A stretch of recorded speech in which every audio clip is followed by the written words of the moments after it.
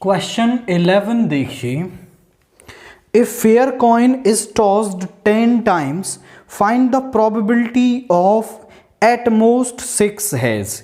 एक fair coin को 10 times toss किया जाता है, find the probability of eight most 6 head, मतलब कि हमें ज्यादा से ज्यादा 6 हेड्स मिले, इस बात की प्रोबेबिलिटी हमें बतानी है। तो ये बर्नौली ट्रायल्स का क्वेश्चन है। हम यहां मान लेंगे let P denotes the probability of success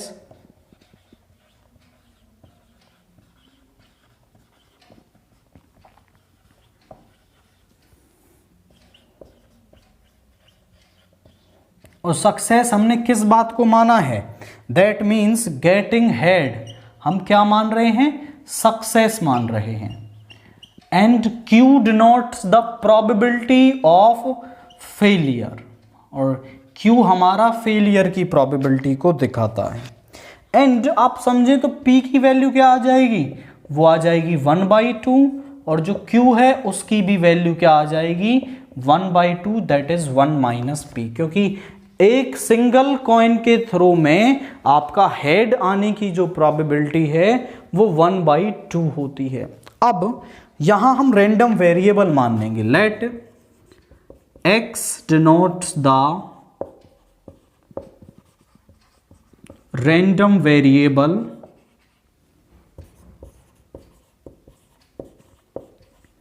of number of success, या फिर नंबर ऑफ हेड आने के लिए ये रैंडम वेरिएबल है। हमें निकालना है प्रोबेबिलिटी ऑफ गेटिंग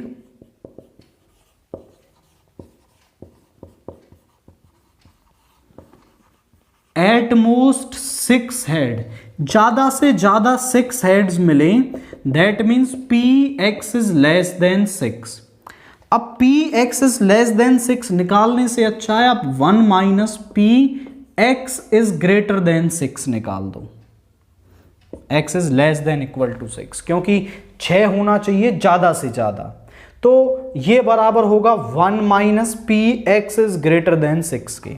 यानी यहां आ गया 1 - Px is equal to 7 plus Px is equal to 8 plus Px is equal to 9 plus Px is equal to 10।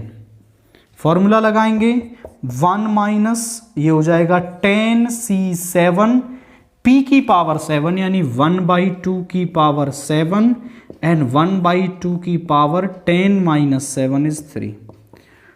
10C8 1/2 की पावर 8 1/2 की पावर 2 प्लस 10C9 1/2 की पावर 9 एंड 1/2 की पावर 1 प्लस 10C10 1/2 की power 10।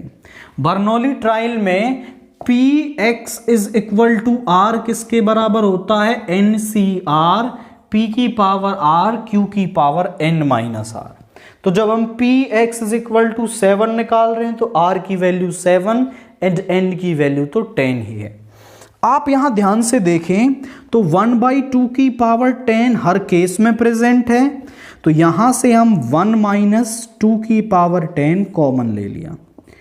10C7 10C8 10C9 10C10। हमारे पास permutation and combination में एक property होती है, NCR को हम NCN - R लिख सकते हैं। तो यहां जो 10C7 है इसको हम लिख सकते हैं आपका 10C3, इसको लिख सकते हैं 10C2 और ये तो बेसिक से 10C9 रहने दो। अब एक्चुअली में ये हमने क्यों लिखा है? ताकि कैलकुलेशन सिंपल हो जाए।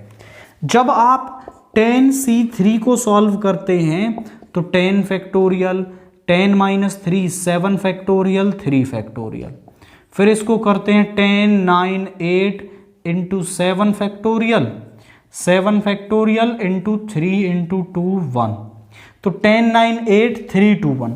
एक सिंपल मेथड लगाएं कि 10 के नीचे 3 है तो 3 टाइम्स कम कर दो उसको, और फिर 3 का फैक्टोरियल नीचे कर दो। एक्चुअली इस फॉर्मूला का ही ये डायरेक्ट एक्सपेंशन आप कह सकते हो।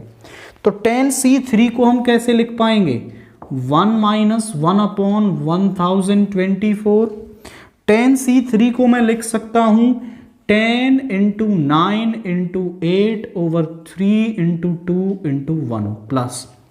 अब 10c2 को कैसे लिखेंगे? 2 बार कम करेंगे अपॉन 2 इंटू 1, और 10c9 होगा 10 प्लस ये होगा 1।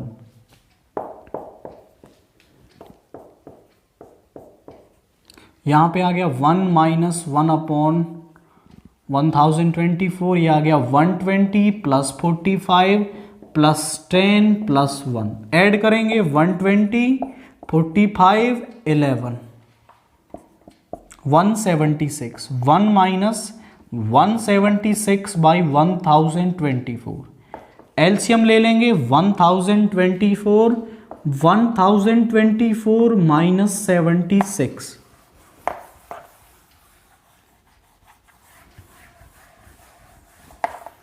यहां पे इसमें से सब्ट्रैक्ट करेंगे 14 माइनस 6 इज 8, यहां पे 11 माइनस 7 इज 4, एंड यहां पे बचा 9, this is 11 minus 1 is 4, this is 176, 9 minus 1 is 8 and 1024।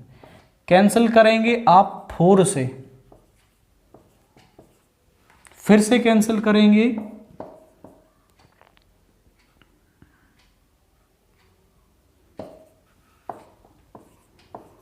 53/64।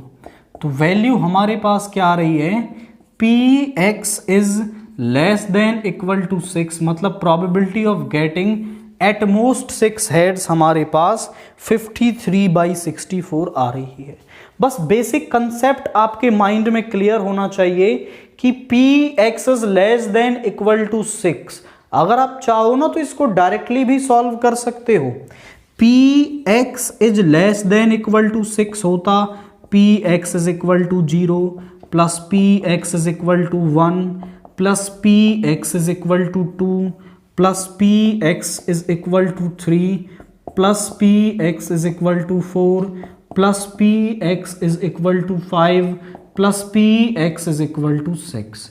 हमने इसको ऐसे लिख लिया 1 minus Px is greater than 6, क्योंकि यहां हमें ज्यादा टर्म सॉल्व करनी पड़ती एज कंपेयर टू दिस।